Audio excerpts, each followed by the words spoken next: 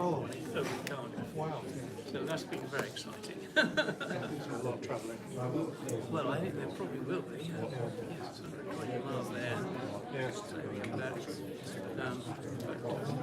It was lovely to see him on Sunday. We saw him, met him for the first time on Lovely. Sunday. So that's going to be a sea change. But, Yeah, absolutely. although we're both retired, my wife works one day a week. She's managing a very well-financed Oxford, Nuffield medical charity. She's the sole employee. She's allegedly done one day a week. Right. It's actually really well paid, but some weeks it's very little. Many weeks it's more than Yeah. Right, I should go sit down and interrupt from time to time. Do you know this car? I do, yes. Is there Oh, any the in orange back? one, yeah. Met her a few times. She's nice. Right. No.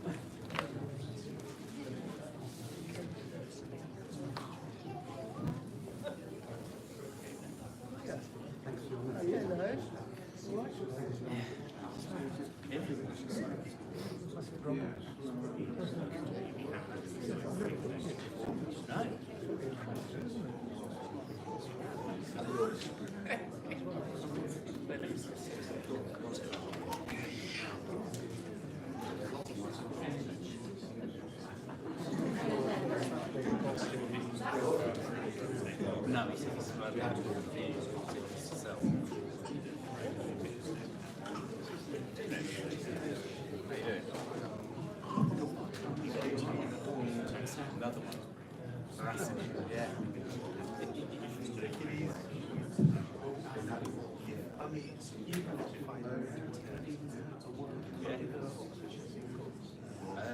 I wasn't there actually, but David here. Oh, he's our secretary. He was there. Well, it was interesting. It was interesting. We got not many people know it's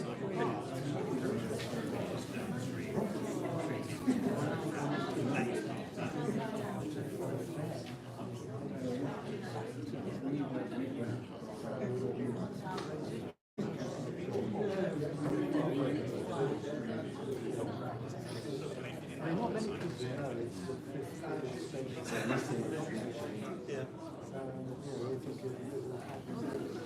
you don't realise how many it's a lot of trips go through.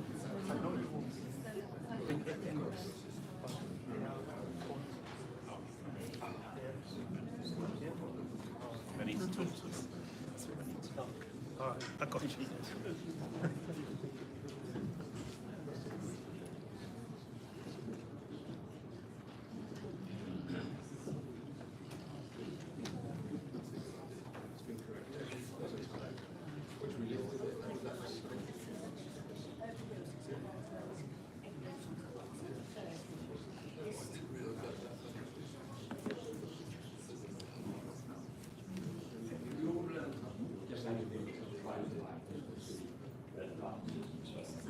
Testing.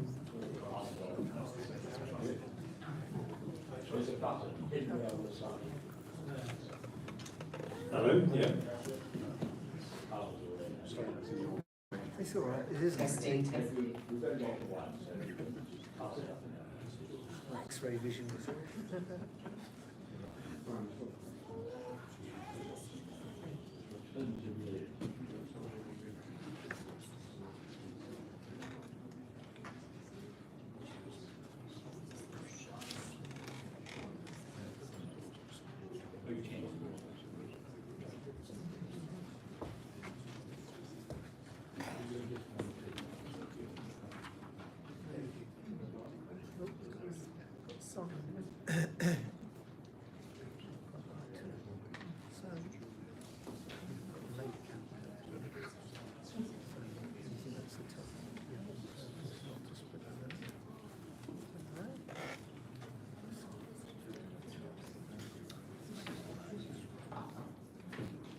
Should we start? Yeah, brand new. Make it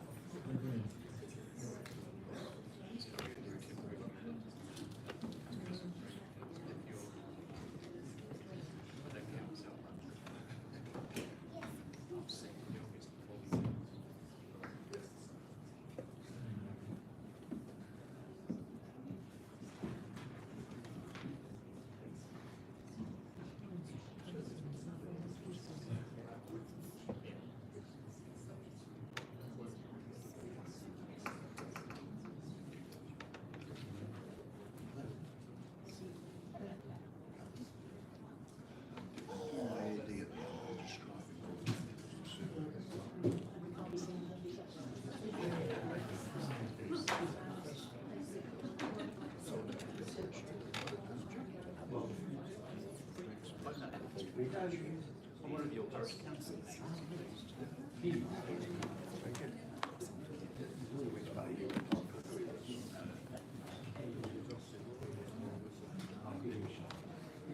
I think we'll make a start. We're just a couple of minutes earlier than the published time, but thank you very much for coming on to these hustings for the Buckinghamshire Council election.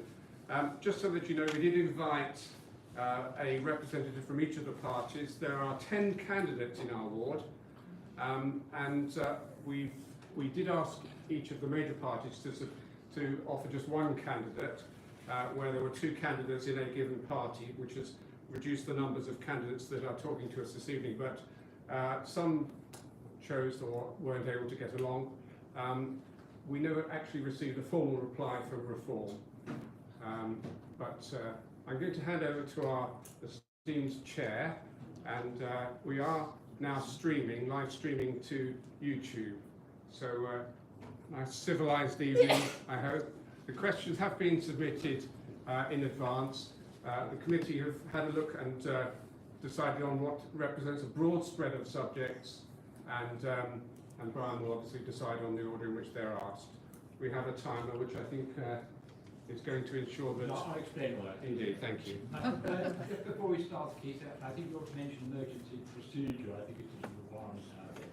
There are 2 exits. There's one at the front here, and that's got a very gentle ramp. Use the microphone. Sorry, let me... Is that better? Sorry. Just going through the emergency procedure. There are 2 exits from this auditorium. One is to my left, immediately to my left, and the other one is there. That has got a very gentle ramp going up, so if you want to avoid steps, use that one. Go the way you came in, go out through the main entrance, press the button, it probably would have opened automatically when the fire alarm or whatever it is goes off, and go out, and there's a rather grand red DAF lorry, which you cannot miss. So that might be a useful spot to there, make sure that no one's still sitting in the loo or whatever. Is everyone happy about the emergency procedure? No. Still keeping his finger. I don't think I need to. So far as the procedure, though, which is going to follow this evening, first of all, if I can welcome you all. This is the 4th hustings we've had in Haddenham, 2 before general elections and 2 before local elections. And this, of course, is the first election we've had in Haddenham for a unitary authority. And as you probably appreciate, unitary authorities basically do everything that the government wants, like houses being built, drainage for roads, community health care, children's services, education. All of those kind of things are provided by a unitary authority. Grab a seat anywhere you like, by a unitary authority. And that's what we're voting for in a few days' time. So, welcome to the candidates.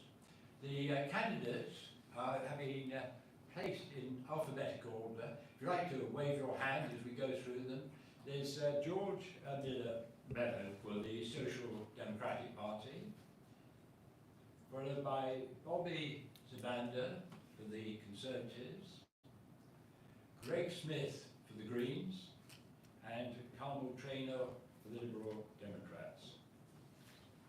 As we mentioned by Keith, we did invite representatives of the other parties.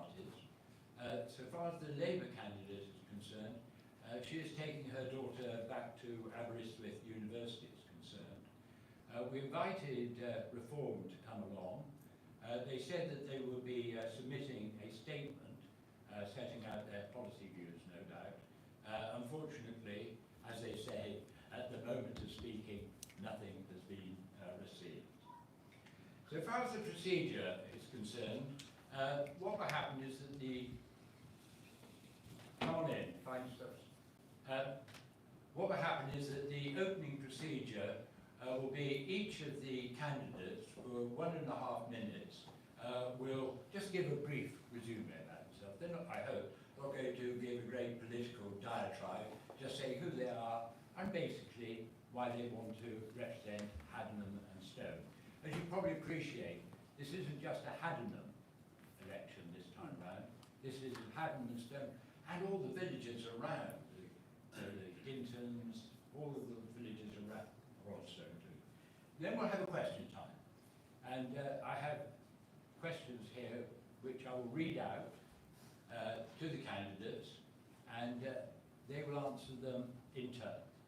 And they will have a maximum then of 2 minutes for each question. And finally, there'll be a closing address by each of the candidates in reverse order. If you've lost train of what I said, don't worry, I'll explain before each stage where we are, mainly for the benefit of the candidates, but probably for all of us.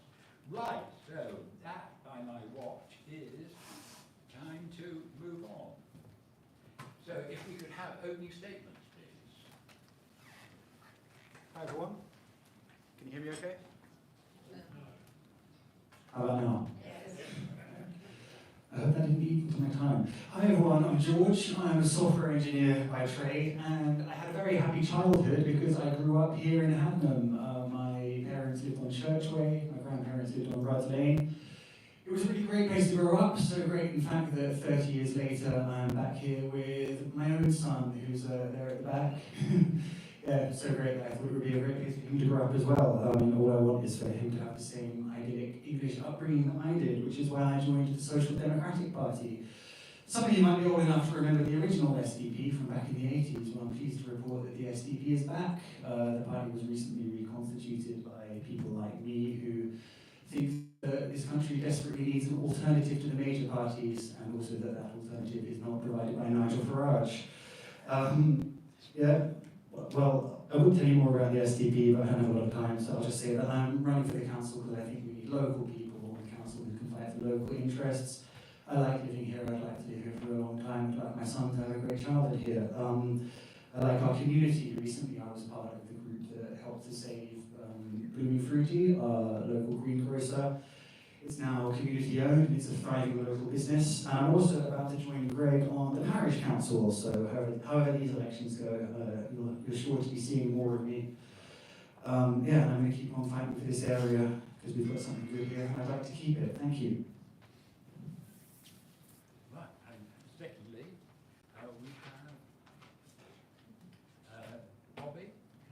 Thank you. Good evening, everyone. My name is Kabuto Pobisibanda. I'm a Khoisan by background, a Bantu. I've lived in Haddenham for the last 5 years. For the last 5 years, before that I lived in Aylesbury. And before that I lived in the majority in Southern Africa. My background is healthcare, everything healthcare. Advanced anesthetic practitioner, specializing in pediatrics. I used to teach medics and clinicians to care for pediatrics. I work with all age groups as well. And with my wife, we run a healthcare company, which is based here in Haddenham, but we work across the UK. For me, it's about keeping our fundamentals in Buckinghamshire. The Conservative Party has the infrastructure and has had the infrastructure for many years, as we will be discussing shortly about that. And from there we can build what we need to build. My sort of passions are charity. I do a lot of charity work and community work is what I genuinely believe in, not just talking about it, but actually putting things in action. And I look forward to talking a bit more later on. Thank you. Thank you. And now, Greg. Hello, yes, I'm Greg, and I'm a Green Party candidate for this election. I've lived in Haddenham for quite some time, many years, and I've been very active in this community in a range of different ways, really, including the different environmental groups, but also on the parish council. I was a school governor many years ago, so a range of different ways that I've been involved. I'm part of the Green Party for 3 reasons, really. Firstly, as the Green Party, we can win in this area. We have done before. It concerns me a little bit that some people might split their vote, and actually we need 2 candidates. We need 2 Green Party people in this area, and that's because we've had a Conservative council across Buckinghamshire for a very long time. And quite frankly, people feel a little bit disappointed, a bit underwhelmed with the very average performance of our council. And having an alternative voice, a voice that will challenge the council, will help to improve that, because democracy just works better with opposition. Local government works better if you have scrutiny and some form of opposition. The Green Party has environmental politics running through all of the decisions, all of the issues and policies that we present, and that's why the Green Party is the party that will help to hold this council to account and to be a strong voice for this community. Thank you. Carmel. Hello. Hi everybody. My name's Carmel, and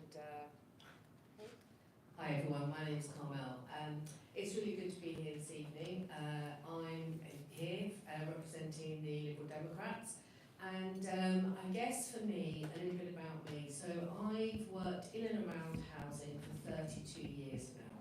So that's quite a long time, and housing is a major issue across this entire county. And as we go into the next 4 years, it's going to be a huge issue. And it's an issue that I'm very, very passionate about. What I would say about that is up until 2023, I actually worked in Buckinghamshire in their housing and homelessness team. So I say that because I guess it's about me putting across to you that I not only know housing, but I know the issues in this authority. I'm also a Bucks foster carer, which is something that I absolutely love. I'm very passionate.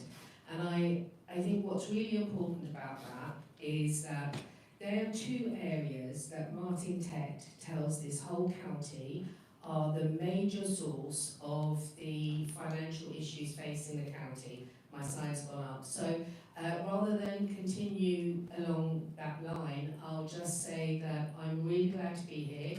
I live in Aylesbury. The issues that we're dealing with are across the county, and I look forward to answering your questions. Thank you. Thank you very much, Carmel.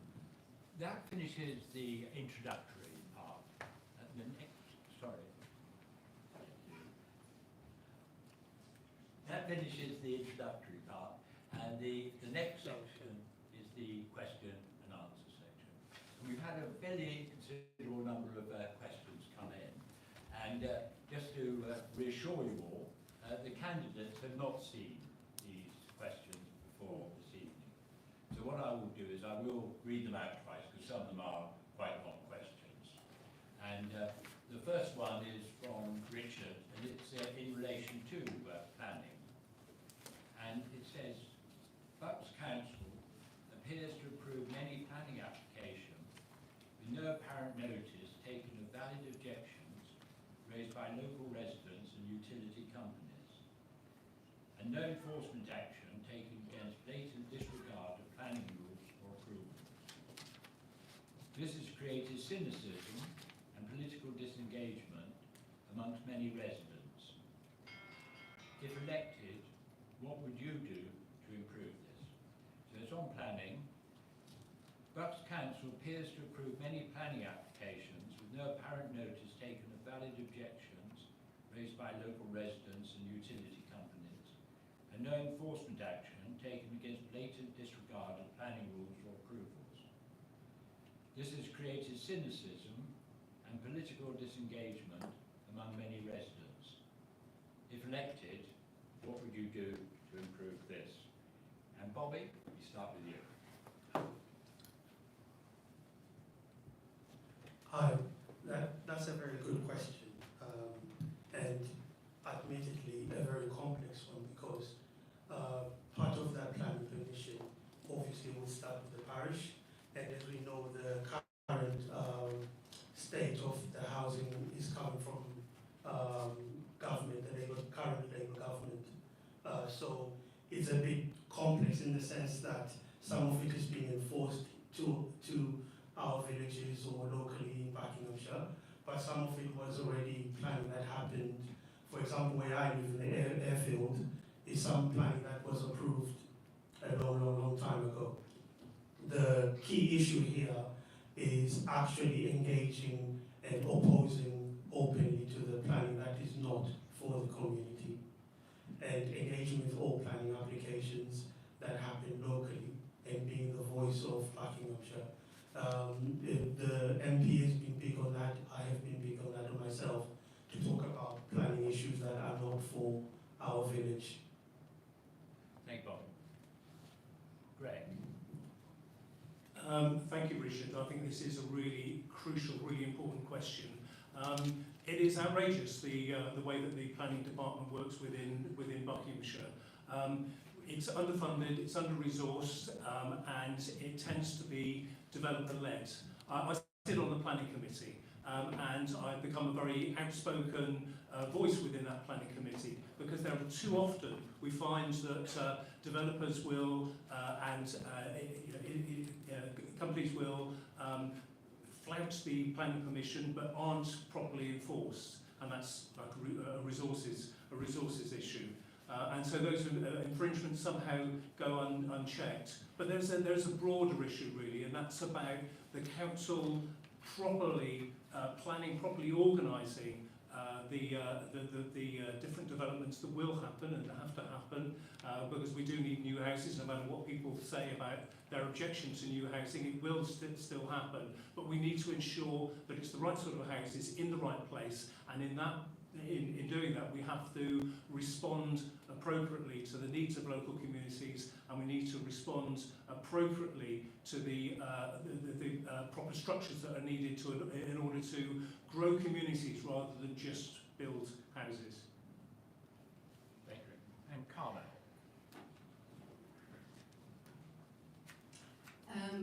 So a brilliant question, and there is no part of that question that I don't agree with. I think for me the significant issues here are that, what was pointed out is, that there's no consequence, there's no scrutiny, and my invitation to people in this room and to people watching and to people at home is simply this. We have to understand the structure. If we keep doing what we've always done, we'll always get what we've always got. The Conservative-run council has taken the situation one step further in the sense that it's now removed where people can see objections on the going forward on planning, and that's absolutely huge. We absolutely, again, this is about scrutiny, it's about transparency. We have to have housing, we understand that, but I believe that there's a real opportunity for people here to vote Liberal Democrat, because we are actually a party that is aligned with your priorities. We are aligned with the priorities of the vast majority of people in Haddenham. We are on the same page on these issues. And there may be other candidates here who absolutely, are in agreement with our policies. However, it's about the number of representation that we've got across. And whilst we have the current situation, when we have the current administration, we need to have change. And we need to recognise that, that's only going to come from us, from what we vote on the 1st of May. But I absolutely agree with everything that's been said. I think we have to have a change. We're going to have, several years of having the same discussion. Thank you. Right. I think that... One more. One more. I just came back to you, George.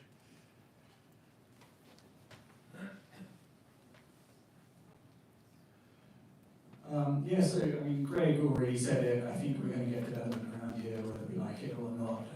So really, it's just about what kind of development do we get? Are they just going to keep on building houses without the infrastructure? This is something that everyone has said on the doorstep, that we're just getting all this development and we're not getting the ancillary things that we need. We're seeing pressure on the schools, on the GP, more traffic. Really, we just need councillors who can hold the developers' feet to the fire and make sure, because the other side of this is this development is also an opportunity. If we do get it right, that means that we can get Section 106 agreements, and we can make sure that developers actually do give us the infrastructure that we need. And we've only got. Did you turn on? Sorry. And if we don't build it, then they're just going to build these developments and pave everything over, and we've missed our chance, and we won't get it again.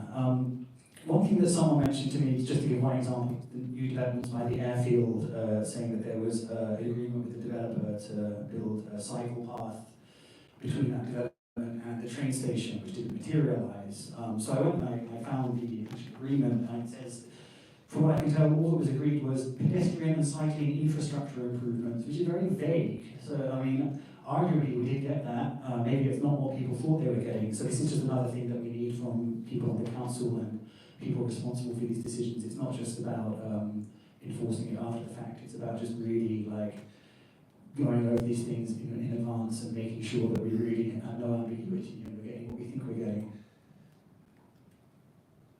Thank you very much, John. We'll move on to question 2, and this will be led by Greg. And this question comes from David. And it's a matter which I know, sorry. Yes, thank you.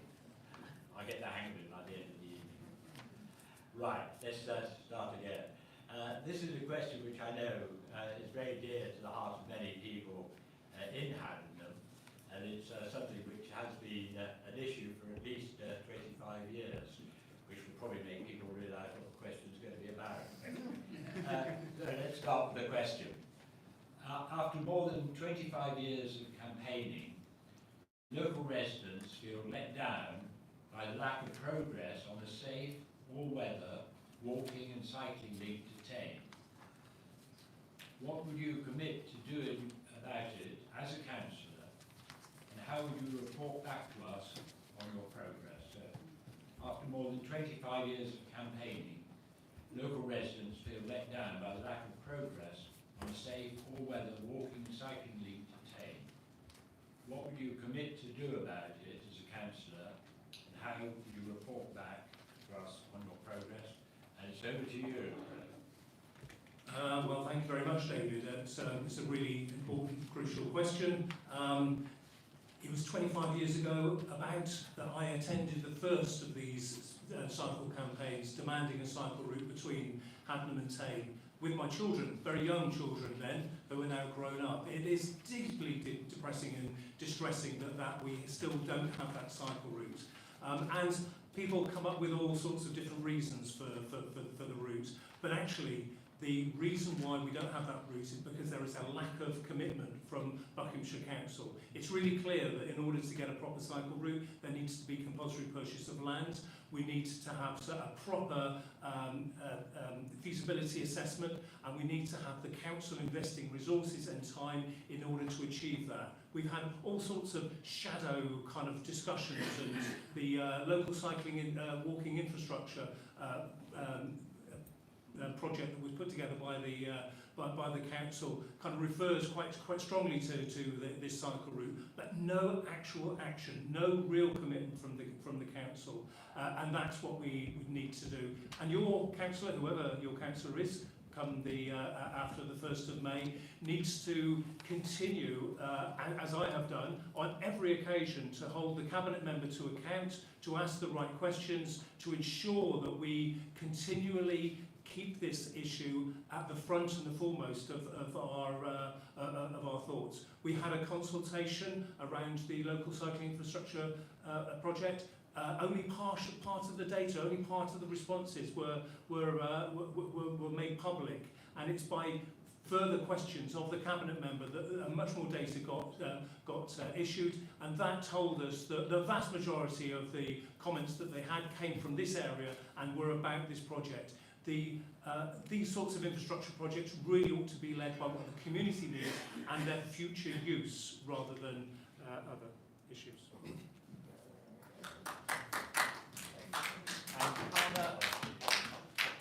Thank you. Great question. So I referred in my answer, in answer to this, that what I'm hoping people will do is to stop voting for the actual party that is blocking the issue. And this comes back to what I was saying about being aligned with the priorities. I don't believe that the current administration is aligned with this, and they've demonstrated that. It's not an opinion, it's fact. Everyone is repeating the same thing about over 25 years. So I would say that absolutely I would echo what has been said in regard to the need for actual, really clear demanding of open transparency, which has been going. People have been fighting for it, but I think we need to continue, voting for Liberal Democrat, and voting for us, letting us work with other MPs in the area and the surrounding area that are committed to this. This is what we've got to do. We have MPs here ready to commit and take this forward. We only need people to vote for that change. So I think that when I look at the literature that has gone out from local parties, and there's references to we care about the environment, we care about safe. The words do not match the action that you're seeing, and quite frankly, it is preposterous that people are saying the same thing. 25 years, and we are in a situation where in 4 years' time, if we vote for the same situation, it will be 30 years that we are going around saying the same thing. So I hope that people vote for change. Thank you.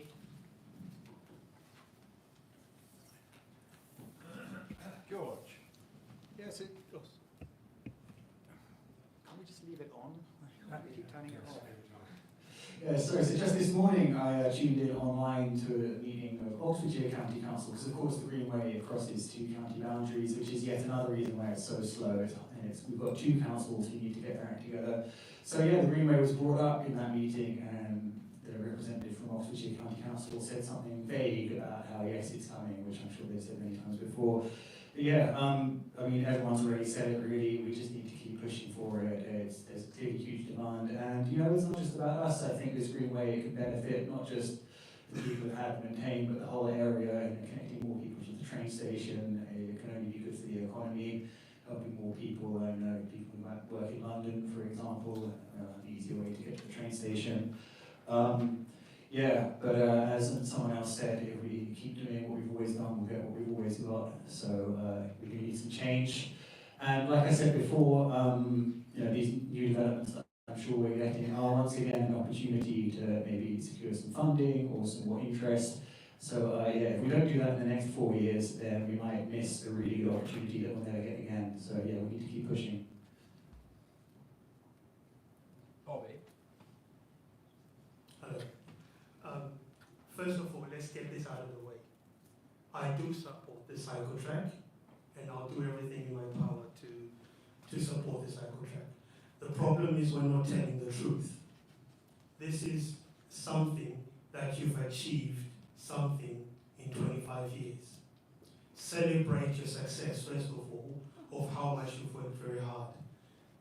That way we can engage with other people that may be stalling this process. If it's Oxfordshire's point of view, we engage with everybody.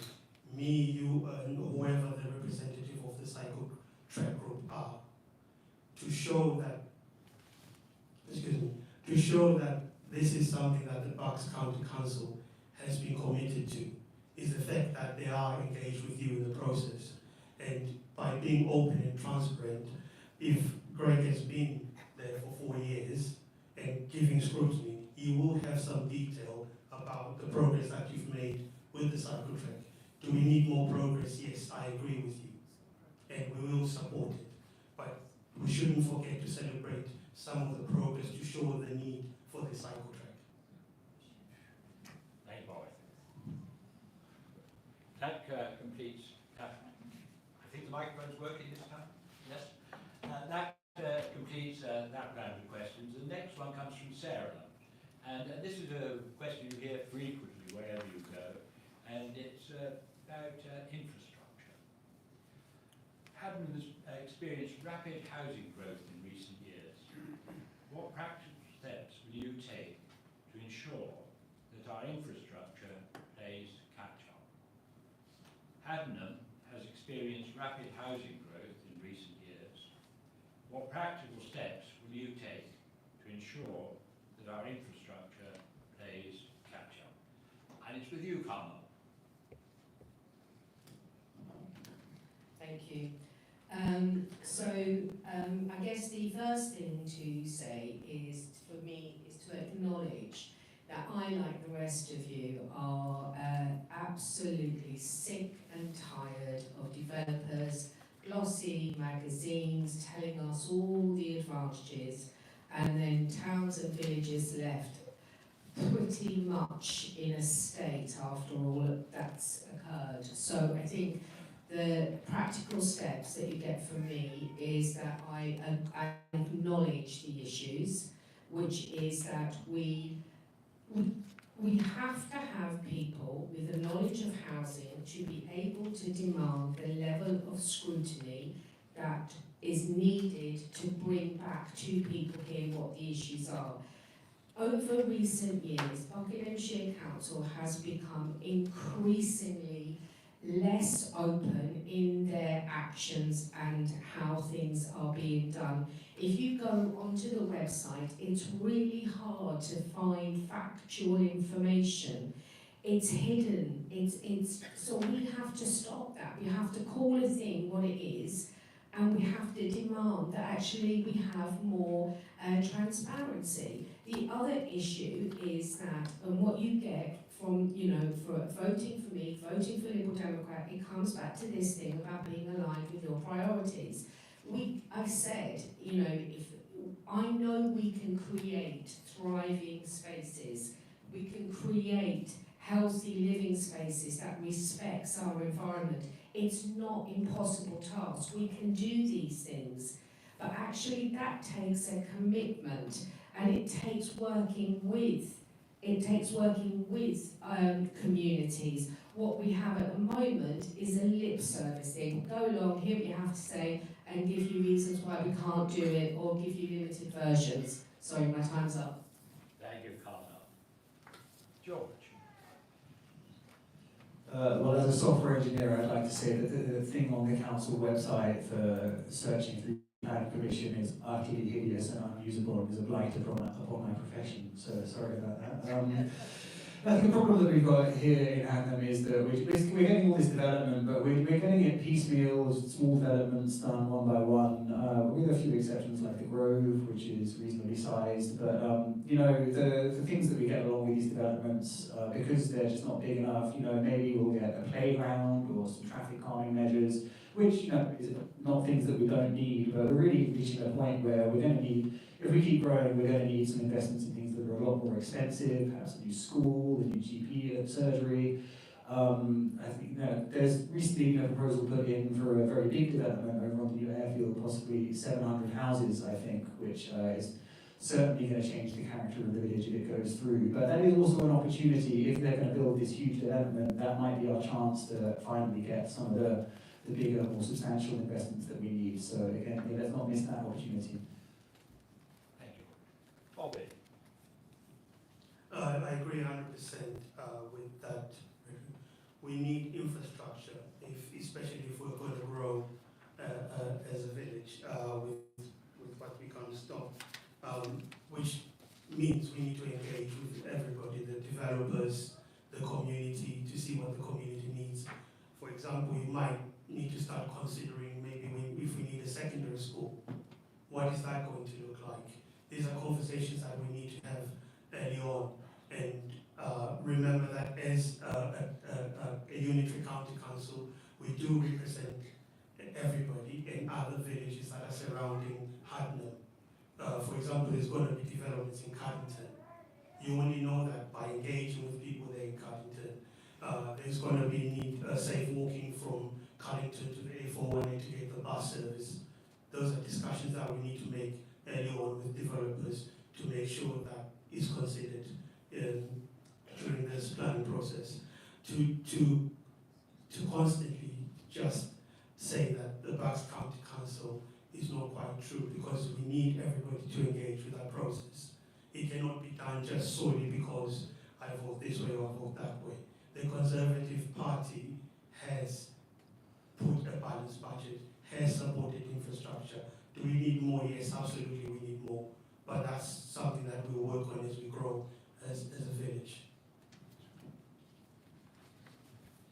Thank you, Sarah, for that question. It is very much on everyone's mind, really, the fact that Haddenham has grown dramatically over the last 10, 15 years. And already our infrastructure is at breaking points. There are not enough places for children to go to school in this community who are born and grow and living in this community. There are not enough spaces at the doctor's surgery. So already we have a crisis. I agree absolutely with what George said, that the new houses that are coming, they can't be resisted. The developer already owns the land. They are almost certainly going to arrive, and it's highly unlikely that we'll be able to stop that from happening. But what we can do is ensure that the development, firstly, before the first bricks are laid, starts to contribute to a better infrastructure in this village, so that we can get more school places, so that we can improve our schools in this village, so that we can get better places, NHS places for the doctor's surgery, and also better transport links generally. All of that needs to come with any new development, because we're already past breaking point. That's absolutely clear. But also we do have an opportunity. We have an opportunity, and we can dramatically influence the way that development happens. So we can ensure that new development has a far better design, is more reflective of a growing community rather than just a place to put houses. And what I would disagree with Bobby really is that Bucks Council has not supported this community over the years. They have absolutely turned their back on this community over the years. We had a neighbourhood plan that was undermined and almost dismantled by the approach that Buckinghamshire Council took to this community. They allowed development in piecemeal fashion, blocks here and there that are not strategic, are not planned, and have led to the chaos that we have now with developers.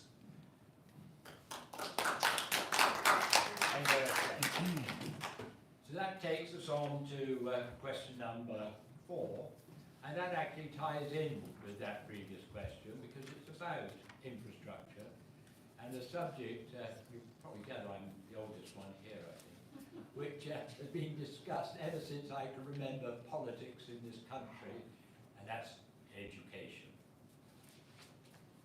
And it's a question from Nick. Do you think Haddenham should get its own secondary school?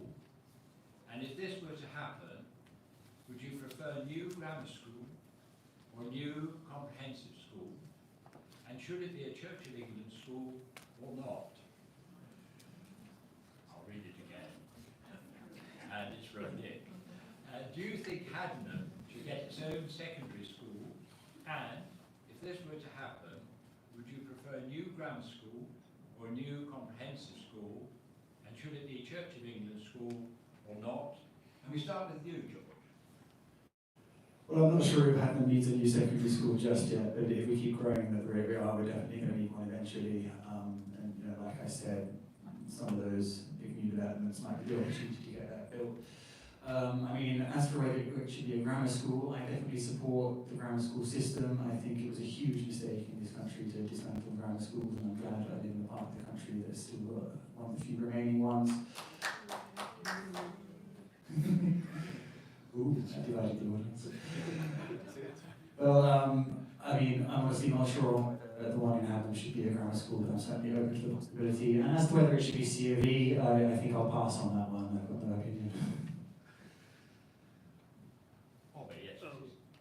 Right, yeah, as I alluded to earlier, I think we will be getting to a point where we need to consider a secondary school, whether we completely build one with infrastructure, obviously with funding and a good plan, or we look at the current schools that we've got and utilize that by building extensions to those. I think there's already some extensions going on with schools. As to what time, I've gone to faith schools. I went to Catholic school, so did my dad go to Catholic school. I've been in comprehensive, I went to Manville School. I've been to private as well. I think that's more for the village, what the village needs. I think this would definitely go to comprehensive and obviously consult with the school governors and the local people as to what works for them. I think people just need choice. Already having a bias is not the way to go about this if we really believe in a village. We should let the villagers decide which way we want to go. It wouldn't be a bad idea if it was a faith school attached to St. Mary's. I think that's a good idea. It might encourage more people to be more community involved. And I do support grammar school system. People need choice. Well, thank you very much for that question. Choice, of course, is not what grammar schools give you. But the reality, of course, is that Haddenham would have to grow at least double its size for us to be a community that's big enough to warrant a secondary school. There are formulas, I can't remember quite what the numbers are, but there are formulas that determine what size a community needs to be in order to have a secondary school. I hope that Haddenham never gets to that point where we do need to start building a secondary school within Haddenham, because we would be 2-3 times the size that we are already, and I think enough is enough, really, from what we can see on the horizon at the moment. But in terms of my views about building schools, I don't think we need to build any more grammar schools. I think having children being bossed backwards and forwards out of their community, backwards and forwards across this county, often driven in their parents' 4x4s backwards and forwards, to have selective education is not what builds strong and good communities. I think what we need to see is good quality education that is good quality, well, it doesn't seem to have, does it, sir?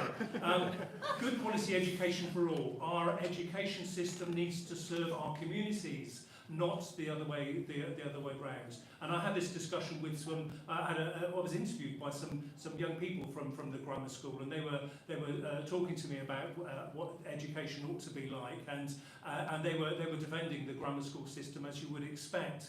And I asked them to just reflect on their classroom. what is the makeup, what's the social characteristics of the people within your classroom? And when they started reflecting, they could see the divisions that there are from a grammar school system and the way that we really need to build a more cohesive society, not build in those sorts of divisions. And we certainly don't need buses. We certainly don't need buses driving people backwards and forwards across the county at an enormous cost. We don't need to exclude people from Princess Risborough who can't afford for their children to catch the bus into Aylesbury.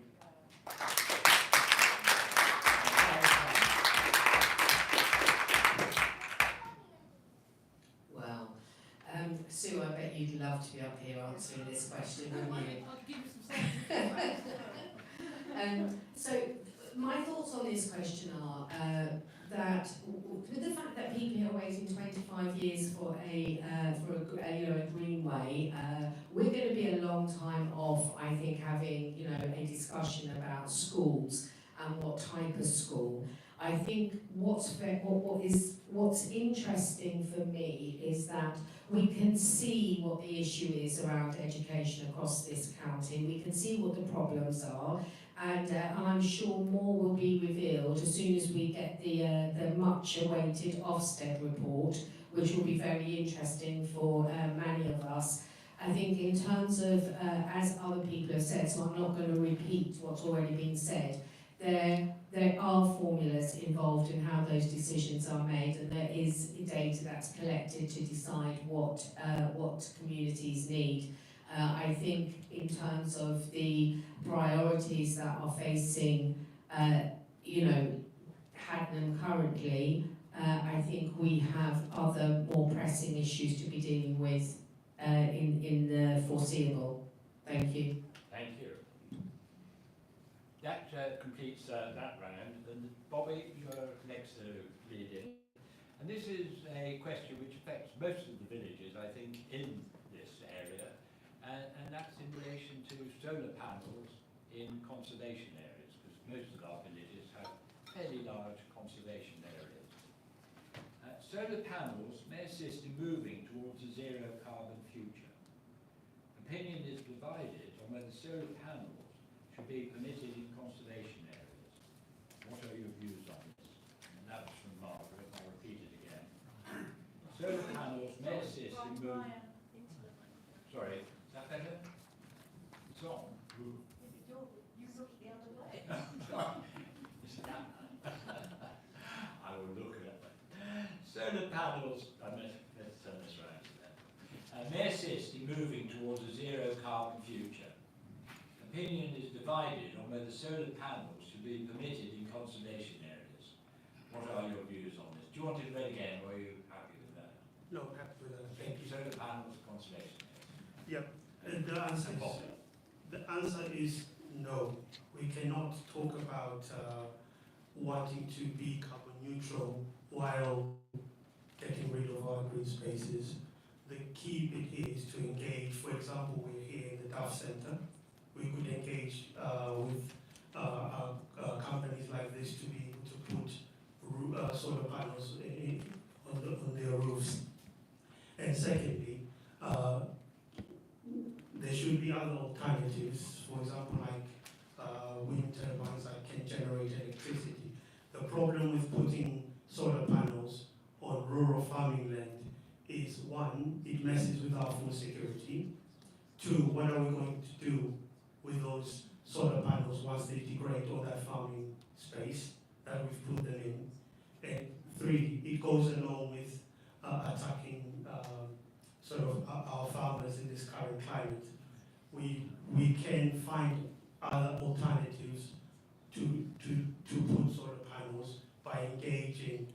The problem is, once you've decided one thing and you go with that, it becomes a problem if you don't engage with other stakeholders. Thank you for the question. I think Bobby's answered a whole new question that maybe we'll come to a bit later. I think he's maybe revealed a bit too much. The issue about solar panels in conservation areas is difficult, complex, and it's a straightforward planning issue. The Bucks Council has their Heritage Department has a really straightforward view. Never will they be allowed? And that's actually not quite the correct position to take. In lots of parts of this country, there is a much more balanced, a much more reasonable approach. There are places within conservation areas where it's fine for the householder to install their own, their own panels installed, to reduce their energy bills, to increase the efficiency of their homes, so that they can reduce their energy bills, but not everywhere.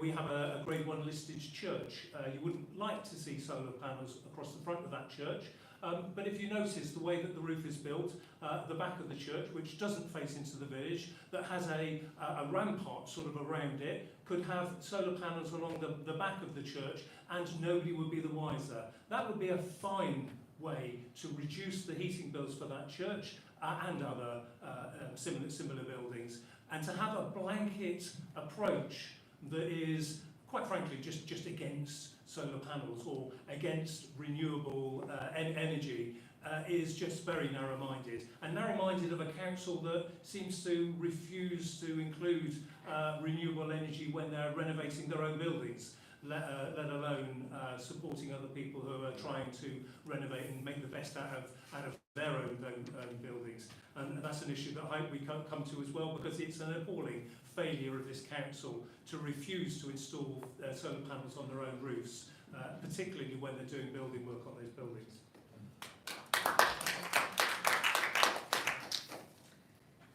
Thank you, and great question. I was just flicking through here the Liberal Democrats' manifesto for you, which it's explicitly clear about what our commitment is to planning, to green space, to protecting our environment, and we're very clear, and it's really important to make this point. I say this to you respectfully, Bobby. In the current climate, none of us can actually, we can't rule out any options. We can't come to the table with a can't-do attitude, because it removes options. It removes the possibility of exploring, you know, what's actually best for our communities. And we have to open out the discussion. We have to look, and I have to say, I agree 100% with what you said there, Greg. It's about looking at the area, what we need, and exploring the possibilities. And we can't say things. We have a manifesto. We're very clear on our commitment to working within communities to achieve the absolute best we can. And in order to do that, we have to be collaborative, open-minded, and willing to explore options. If we come with, we can't do that, and it's not possible, it leaves no room for negotiation or consideration. Thank you. George? Well, at the SDP, we're not opposed to renewable energy, but we don't think renewables are going to save the planet on their own. We take the position that if we want to save the climate, we need to be building nuclear power, like our lives depend on it, because it does. And we should have started 50 years ago. It's a real shame that the Green movement has spent all this time blocking nuclear power. But solar panels have got their time and place, and I would certainly support building them where appropriate. They're part of the energy mix that we need. And I think Greg, I don't know what I would add to what Greg, I might not agree on everything on this issue, but I think he made a very good point that conservation areas, I mean, on the surface it sounds like something, it's conservation, why would you not want to build on it? But, I think blanket policies don't make sense. We need to look at things on a case-by-case basis. Thank you. And that brings us to question number 6. And question number 6 is one of those questions which has been discussed as long as I can remember in Haddenham. And extraordinarily, the first bit of 20-mile-per-hour speed limit was where? You pass through it on your way here. This little bit of road here, the private road, was declared a 20-mile-an-hour zone 10 years ago or so. And that's the first bit of 20-mile-per-hour thing. The question is, though, there are mixed views over the introduction of a village-wide 20-mile-per-hour speed limit. What are your views on this, and how else would you look to improve safety for pedestrians, cyclists, and all road users in our villages? And this is from Kevin, who says, there are mixed views over the introduction of the village-wide 20-mile-per-hour speed limit. What are your views on this, and how else would you look to improve safety for pedestrians, cyclists, and all road users in our villages? Greg. Thank you very much for the question. I think this is an issue that we should look to our parish council. Our parish council has a fantastic plan, laid out how we can improve this community, make it much more people-focused, people-friendly, and that does include a 20-mile-an-hour limit across this community. I don't know if any of you have ever bothered to try and time yourself driving from one end of the village to the other and sticking to the 30-mile-an-hour limit, and then done the same thing on a 20-mile-an-hour limit. The difference is seconds, literally seconds. But what is absolutely unequivocal, what we know for sure, is that 20 miles an hour saves lives, and it makes it reduces injuries when there are collisions on the road. So it makes a much safer community. And it's absolutely clear that if we want to promote our community, if we want to develop this community, then we should have 20 miles an hour limit. And we absolutely need 20 mile an hour limit on the new developments. The Grove, George talked about the Grove. When the Bucks Council approved planning permission, they forgot about speed limits. We had a 60 mile an hour limit through the middle of the Grove until they finally tried to catch up, and they had to have a whole new consultation in order to impose a limit. Lots of people living on the Grove and elsewhere said, absolutely, we should ensure that it's a 20 mile an hour limit. That road through the centre of the Grove runs past a playground. There's large areas where people play out. To have anything other than 20 miles an hour limit is absolutely ludicrous. That was refused by Bucks Council. They spent a huge amount of money on a consultation, on a planning decisions in order to instate a 30 mile an hour limit in the centre of the Grove, down Cricketers Way. If we want a safe community, if we want a community that is good for ourselves and good for our children, then we need 20 miles an hour. And we really ought to listen to the parish council, because that plan, the streetwise plan, is fantastic. Thank you. I feel like I've been very clear in the answer to my question that we were given on this, and I feel very strongly that my position is quite clear. Buckinghamshire Council choose to be very regressive on this matter. There's no willingness to consider, to evaluate, and that's to any information on how people feel, what the national picture is. There's just this blanket no. And what I've said in response to my questions is, and it's very simple, we cannot keep ripping up the countryside, sprawling estates, doing compulsory purchase when it suits, but not when it suits any local need, and then still keep telling people no to whatever it is you want, you need, what you think is important, no.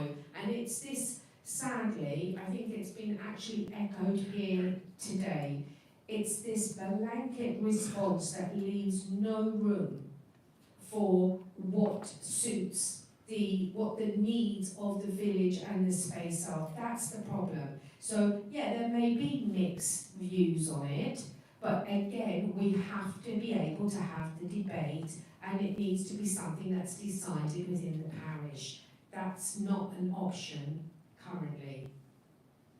Thank you. George. Just the other day I saw in the news that there was a serious accident on Churchway. Someone was seriously injured. I don't know any more details other than that, but I mean, that's the kind of thing that's going to keep happening if we don't get the road safer. I mean, no one wants more dangerous roads. No candidate is going to sit here saying that they support road dangerousness. Yeah, I think Greg is right. Like, there's no reason that we shouldn't have a 20 mile an hour limit, certainly on some of the minor roads in this village, if not the whole village. I mean, I don't want to just repeat everything Greg said.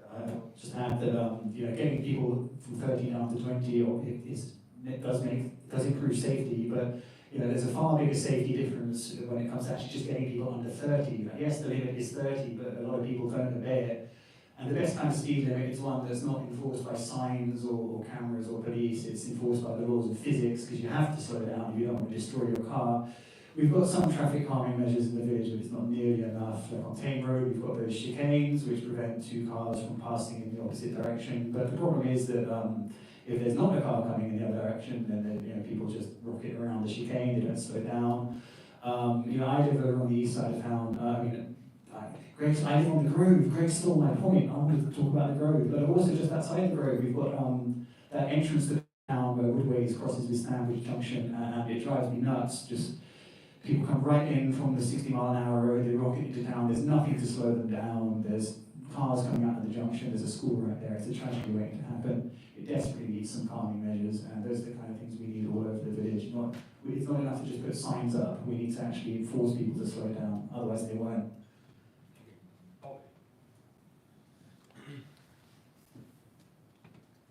The 20-mile-an-hour zone is not the issue. The issue is enforcement. I drive in Oxfordshire. They have many 20 miles an hour zones. We have infrastructure resources like Sentinel, speed cameras that we could utilize. They've been shown that most people that are caught on those community speed cameras, 95% of those people do not reoffend. We need other countermeasures to go with the 20-mile-an-hour zone. Yes, we could benefit from them being in schools, but if they don't match the highway code, that tells someone that they drive at 30, then we're missing the whole point about traffic. The whole objective is about getting the traffic to go at a steady pace through the village. So we need to consider everything around that, not just labeling and marking 20-mile-an-hour zone.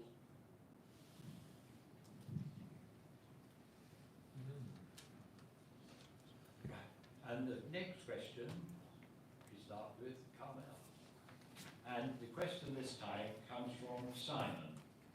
And Simon asks, and this is interesting actually, again, because it comes down to this thing about the park and ride thing.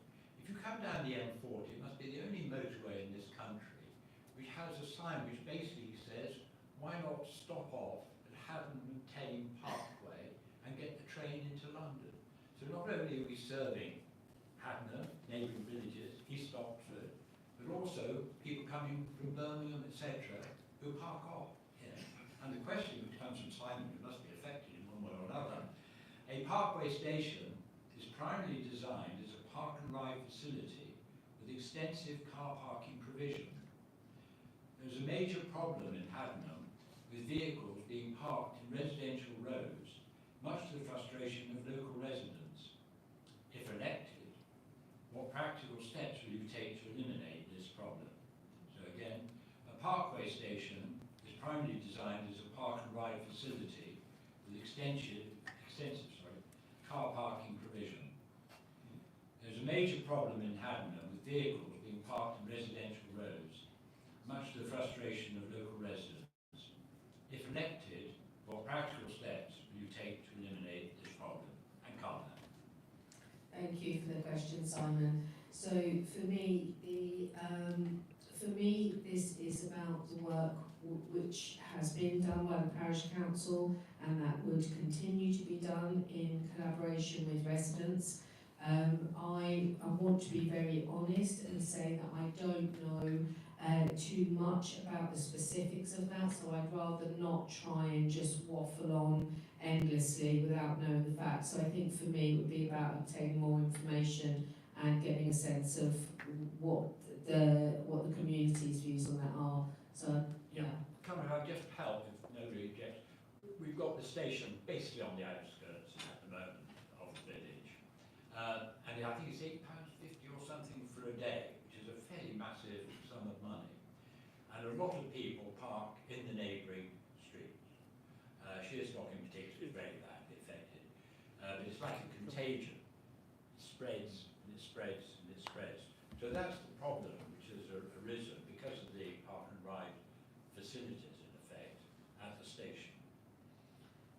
Yeah, so I think what you're saying is that because people can't park there, well, they're choosing to park. Is the answer.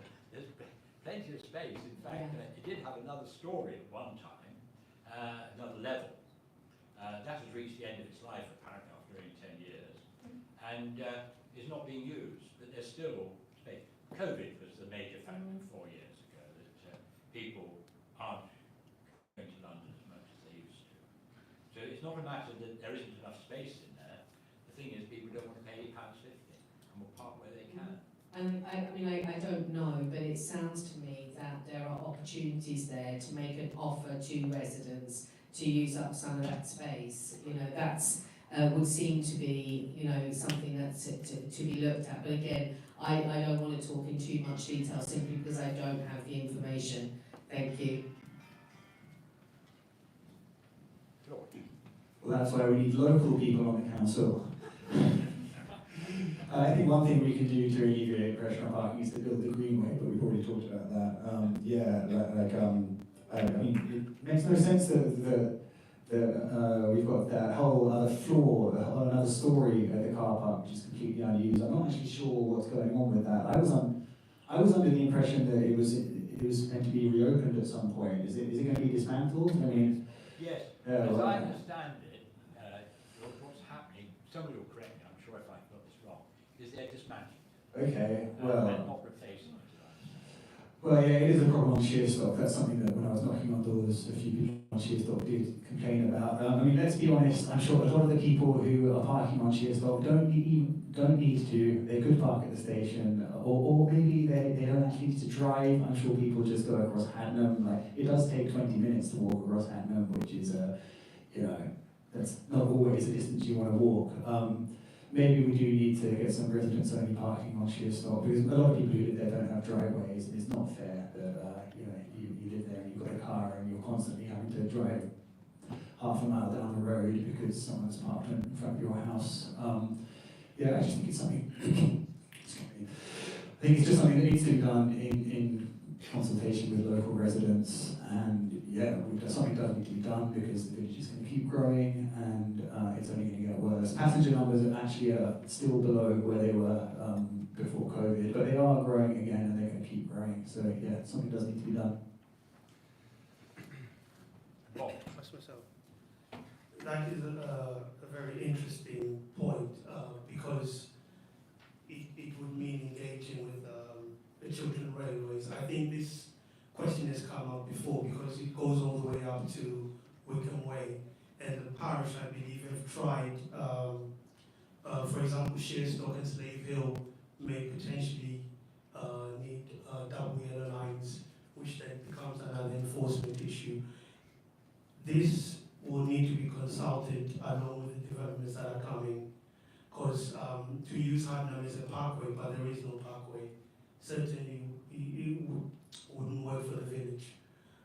So it's going back on the drawing board and consulting to see if we even want a parkway to be in Haddenham itself. Correct. Well, I'm not sure if we're going to have the luxury of being able to move the station. I mean, we're stuck with it, it's going to be there. People travel from all around to use that station, and that's a good thing. It's a good way to get into London. The fact is that there is insufficient parking there. That the 2 stories, I met with a person from Chiltern Rail some time ago when they were describing their plans to remove that 2-story building that was abysmally constructed and within a very short time was condemned as being unsafe.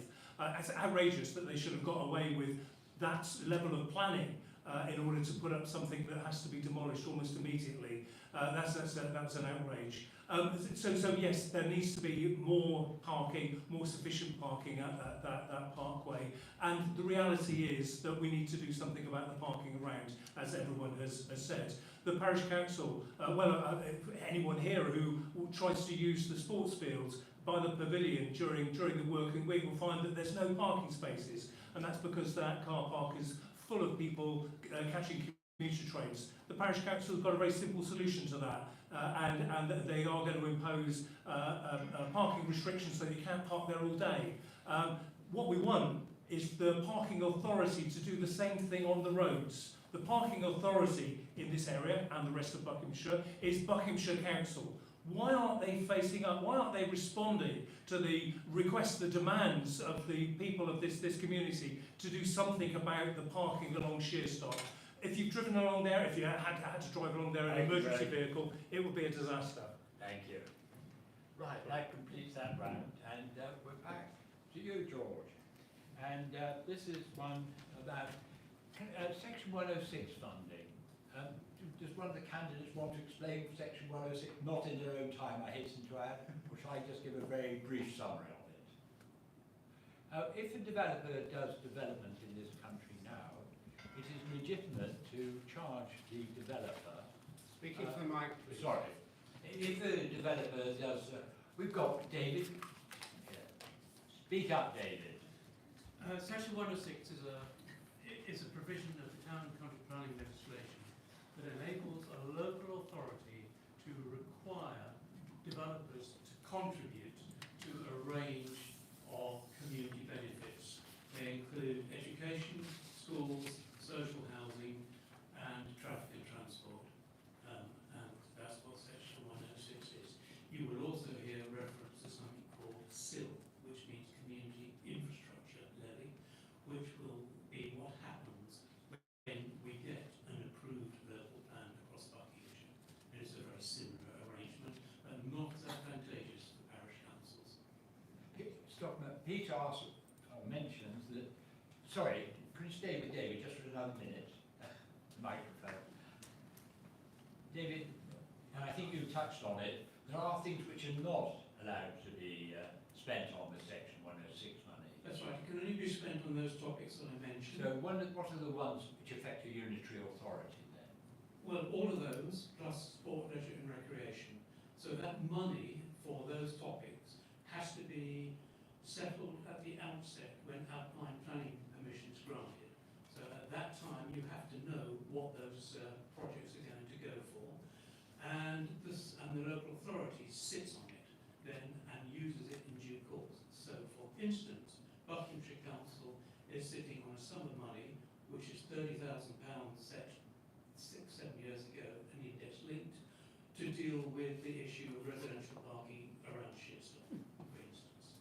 Right, thank you very much. Is that now clear to you all? Let me get back to the question which came from Peter. Housing developments generate a large amount of Section 106 funding. The use of such funds is severely limited. Would you like to see this system changed? And if so, what should the money be spent on? Peter asks, housing developments generate a large amount of Section 106 funding. The use of such funds is severely limited. Would you like to see this system changed? And if so, what should the money be spent on? We start with you, George. Well, I know the new government's got a planning and infrastructure bill in the works, which, I mean, there may be reforms coming. Honestly, I don't know. I think, you know, Section 106 money has come up. I mean, we might not have mentioned it by name, but it has come up in previous questions. There's money that, with the new developments, can be used for, you know, things that benefit the community. In terms of, I mean, my understanding is we don't actually have the community infrastructure levy here in this part of Buckinghamshire. Yeah, so this is something that the council, is that going to come through once the local plan is, okay, so this is something that the council needs to get on with. My understanding is that a lot of our existing Section 106 agreements are just leftovers from the old district council, and a lot of them are, according to my notes, very vague and underfunded and full of loopholes, so that's something that we need to change. In terms of overhauling the whole system, I honestly don't know.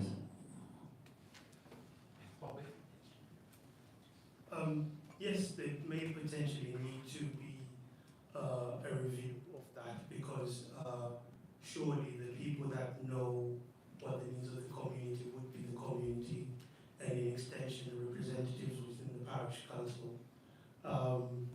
There is definitely a need to revisit that and look into perhaps 20-mile zones, perhaps other traffic measures that could be used locally. So as a councillor, you represent every view and everything that sometimes you may not agree with, but it is in the interest of the community. So that's really it. Yeah, thank you for the question. It is kind of slightly complicated in that it's basically a charge that's given to developers. If they build 700 houses, if they get away with that, they will have to spend their 106 money, or 106 money would have to be included to build a new school. So there is infrastructure that will have to come with that development. How we change that, I think, is a little bit above the pay grade of a county councillor. It's really not for us to say. What is for us to say, as local representatives of this community, is that when the council Bucks Council is sitting on large amounts of money that's earmarked for improvements in this area, we should expect them to spend it. We should be expecting them to talk to our parish council. We should be expecting the parish council to have a clear idea about how to use that, and for it to be managed appropriately, rather than just kept in a bank and then drip fed very slowly. And very often the spending of the money tends to be exorbitantly expensive to do little bits of work. Improvements to Tame Road is going to be one of the next things that comes from that 106 money that has been there since, God, I can't remember which development it was now, but it's been sitting with the council for a very long time, just to try and get some improvements to the way that Tame Road works as a more pedestrian friendly kind of experience, really. Just to touch on what David said about Sill, I think it's a real shame if we lose Section 106 money, because that is really driven by parish councils. It gives communities a much better idea about how to spend money that comes from new development that benefits that community, and it's actually parish councils and local communities that know what's needed and know how to spend that. And Sill takes that away to a large extent, all goes into a central pot, and then who knows what will then happen in Buckinghamshire to that money. Thank you. Thank you. So I'm just having a look here. The problem is very simple. Although the aspects of it are complex, I'm not saying that it's a simple issue. What I'm saying very clearly is this: Buckinghamshire Council is supposed to be looking after the interests of the residents across the county.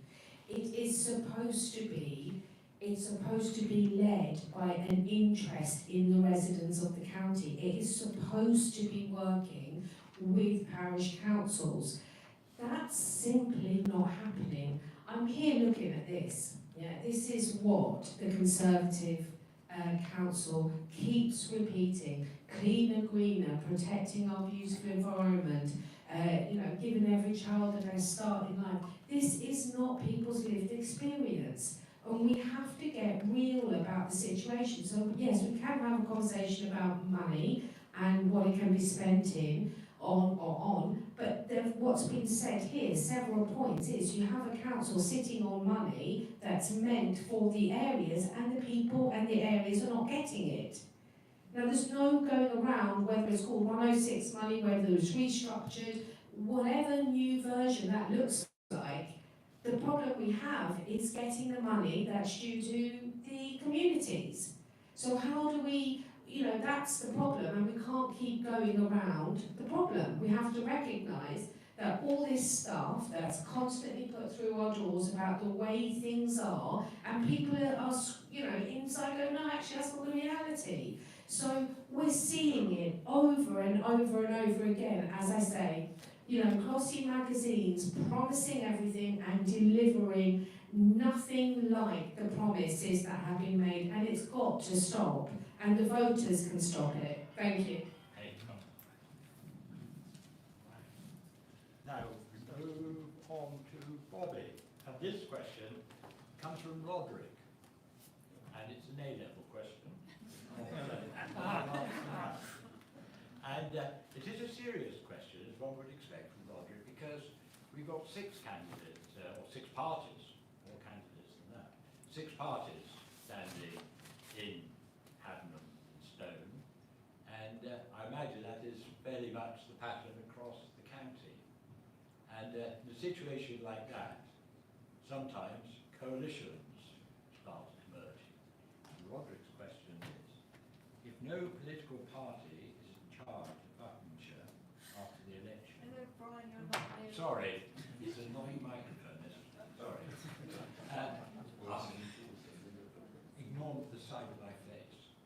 if no political party is in charge of Buckinghamshire after the election, which other party or parties would you be prepared to ally with so that the business of the council is carried on?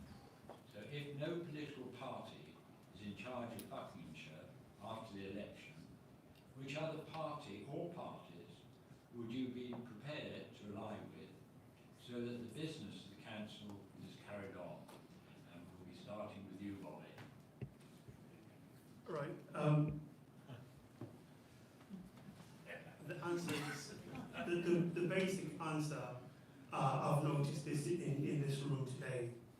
I came here in good faith, in hope that, you know, when Greg says a good point and is engaging, that's the case with everybody and everything. As a councillor, it is your job to represent the whole ward. It means talking to everybody. But when it comes to a coalition, that's a whole different matter. And it's all based on the way the vote is. As I stand here, I am not in thoughts of a coalition. I'm in thoughts of that the Conservative Party will win this war. Thank you. Greg. Thank you. Yeah, this took me by surprise this a little bit. I mean, I currently sit on a group called the Impact Alliance, so it's made up of mostly independent people within the council with no whip and no actual control, but we work together to try and achieve a better council. And I think that approach works really well. I think that having strong party allegiances, having an approach that is dictated by a political elite somewhere, like what we have at the moment in Buckinghamshire, is really destructive. We have seen so often in Buckinghamshire where the single party with a very large majority behaves in a dictatorial fashion, both to its own members and to others within the council, and that really doesn't lead to good local government, and it certainly doesn't lead to a more democratic system. So I would really welcome working with anyone, literally anyone, after this election, if I'm lucky enough to be re-elected, with anyone, if we have a similar set of goals and a similar set of ideologies, and that we're working to achieve a better deal, a better case for the people of Haddenham and Stone, and that party ideologies really are quite corrosive. One of my attractions to the Green Party is that even in those cases where we are controlling the council, we're not a whipped party. We don't have to follow the party line. We have a range of different opinions, a range of different voices, and that our focus is always on serving the people, and in my case it will be serving the people for Haddenham and Stone to get the best deal for them, rather than following some sort of corrupt and distorted political ideology.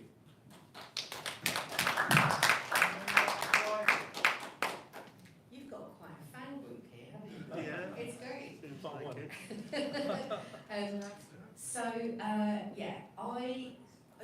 It was Kenny Basnott said that the Liberal Democrats are nice and that we get church roofs fixed. So there's actually now a role of being nice and getting things done. And I think actually that's really the message here. There is a really big problem within Buckinghamshire Council.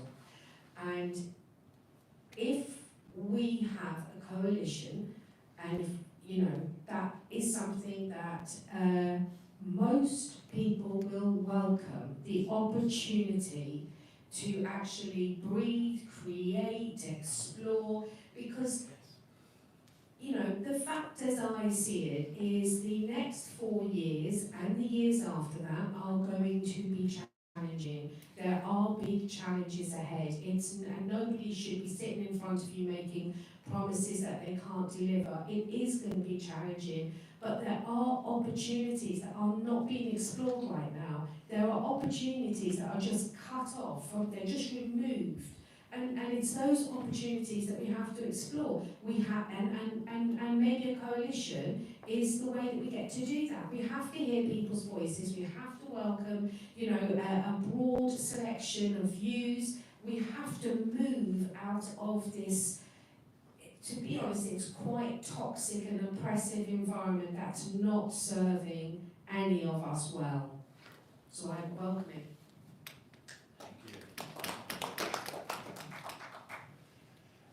Just a small factual correction. I don't think it's typical across the county to get six candidates because the SDP, we've only managed to field 3 candidates in Buckinghamshire. So if I have managed to convince any of you that you like the SDP, please join the party because we need more candidates to stand. Yeah, there's not much danger of us forming a majority. So, yes, I mean politics requires compromise. If you refuse to enter into any deals and you're completely uncompromising, then you just get shut out of power and don't get anything done. I don't think that the question is the right way to frame it. Who would you go into coalition with? I don't think that that's the important part. The important part is just doing what the people of Haddenham Stone want from their representative, and what's good for Haddenham Stone, what's good for the county. And yeah, I hope that if I get elected, I can fight for that. And I mean, one of the nice things about being from a small party is it does give you a lot of independence. I'm not beholden to some national party machine that's just going to tell me to vote for whatever's good for the people in Westminster. I am free to, vote according to my principles and nothing but my principles and nothing but what is good for the ward and what the people want.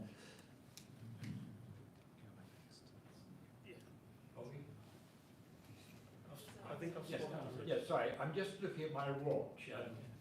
We have, by the timetable, we've got about 4 minutes left, so we'll have another question, but we try and keep it to 1 minute, okay?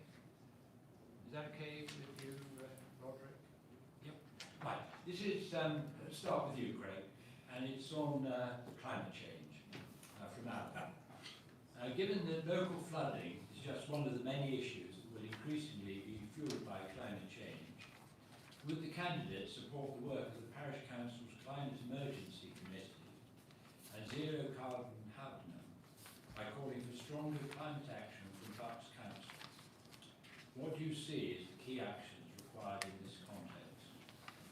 So again, given that local flooding is just one of many issues that will increasingly be fueled by climate change, would the candidates support the work of the Parish Council's Climate Emergency Committee and Zero Carbon Haddenham by calling for stronger climate action from Bucks Council?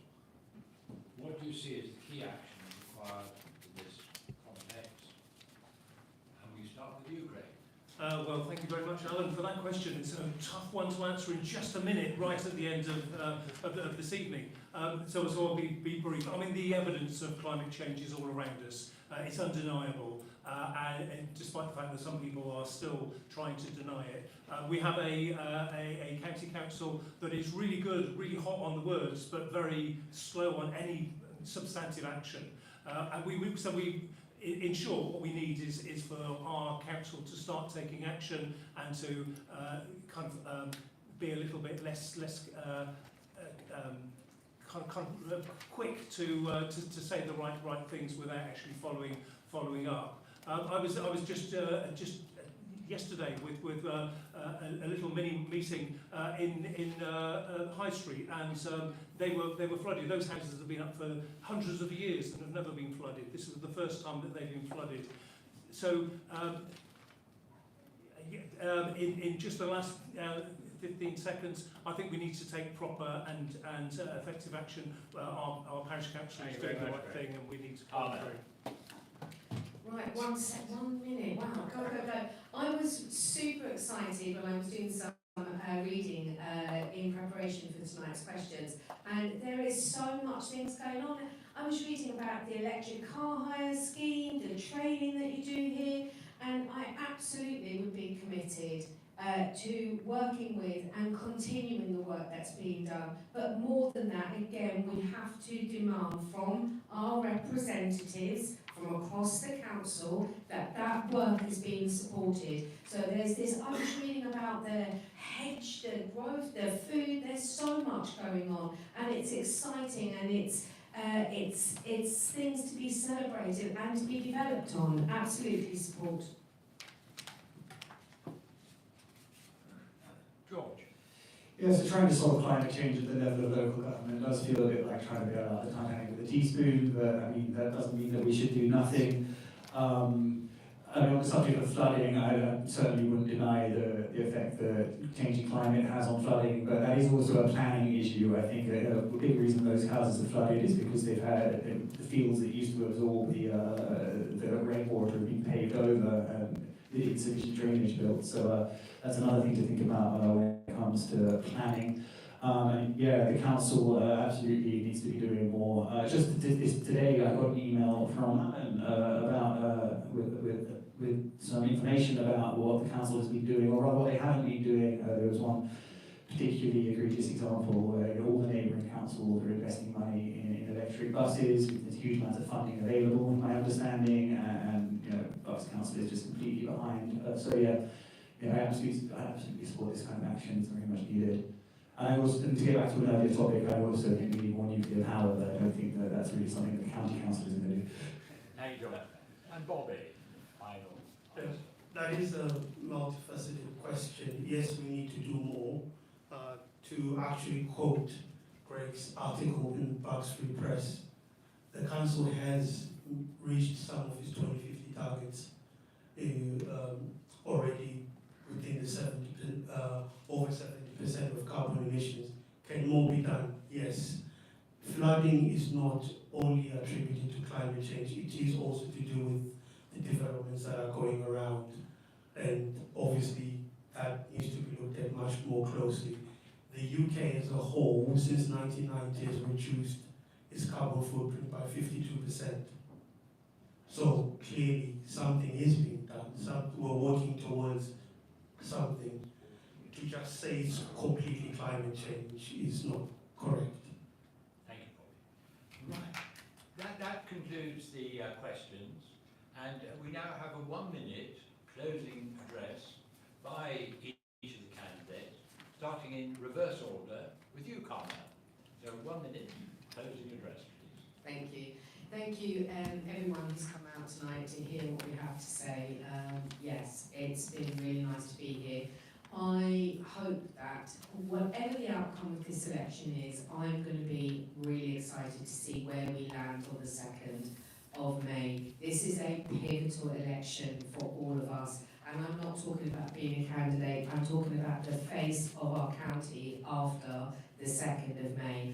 I hope that you will vote Liberal Democrat, allow us the opportunity to continue and work with the work that's already being done here. And there is so much vibrancy, so much energy, but we need to take that forward. Thank you.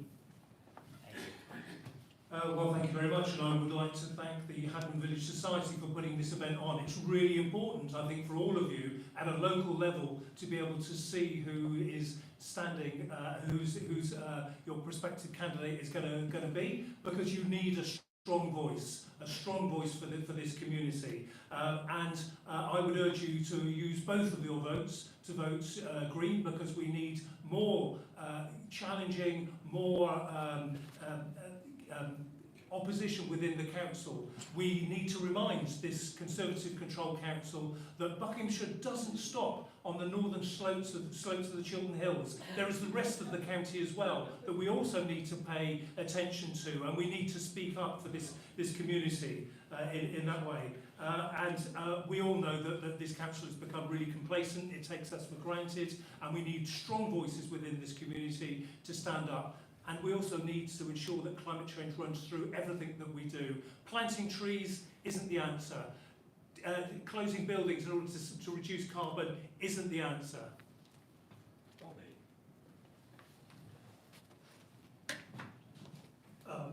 Yes, thank you very much for this evening. When I joined the Haddenham Village Society, it was to partake in all things village and learn from people that have been here for many, many years before me. And the whole idea is community, in my opinion. It's not to have sort of one view because we're all diverse. Being a county councillor means I engage with everybody, even though those views may be not my views, but it it is after all good to listen and learn from your neighbour, to understand what the needs of the community are. The Bucks County Council has had a balanced budget compared to some councils. The Conservative Party has demonstrated, and it is evident that the Conservative Party will be the only party to look after all the residents' views, not just some. And Joe, You've got 2 minutes. 1 minute. 1 minute, okay. I haven't had the benefit tonight of a huge, well-funded party infrastructure that can write my notes for me and tell me what to say. But if I've achieved anything tonight, I hope that I at least convinced you to learn a little bit more about the SDP. We're not just a protest vote, and we're not just in Haddenham, we're serious. In fact, our manifesto for the general election last year was so good that all the other parties have been stealing from it. We've got thousands of members across the country and we're growing. We're in this for the long term, so check us out. And locally, I just think we need somebody who can stand up for us because we're faced by a choice. We can keep going as we have been going, which is just let them keep on plonking down developments piecemeal. We're going to get all the problems that brings, more traffic, fewer places at the school, everything we've talked about. Haddenham won't be Haddenham anymore. It'll just be a place where people live with no sense of community. I don't want that. Change is coming. We can fight for the change that we want. I want what's best for my son to grow up here, which I think is what's best for all of us, which is that Haddenham keeps its sense of community and it keeps the things that make it special. So if you want a councillor who will fight for that, then I would be honoured to have your vote. Thank you. And thank you. And that brings everything to an end, other than my thanking all the candidates for their very well behaviour this evening. It's been great fun because sometimes you have these occasions and people don't answer questions. If you only need to listen to the radio as I do every morning, you hear politicians with their questions coming to them and the answer which they prepared the day before for a completely different question. You have dealt with the questions. Thank you. Whilst I'm thanking, can I thank members of the shop?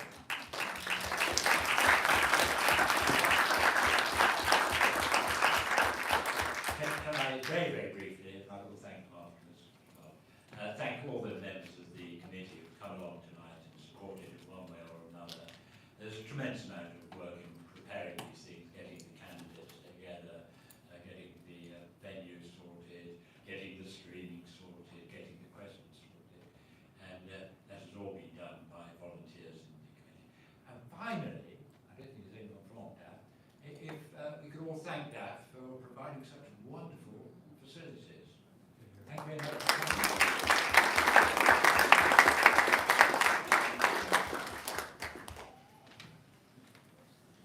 That's it.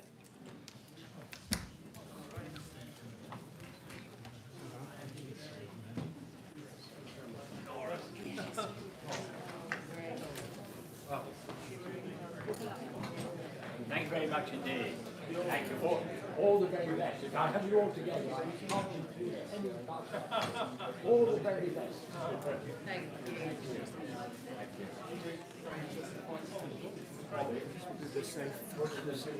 Oh yeah, thank you.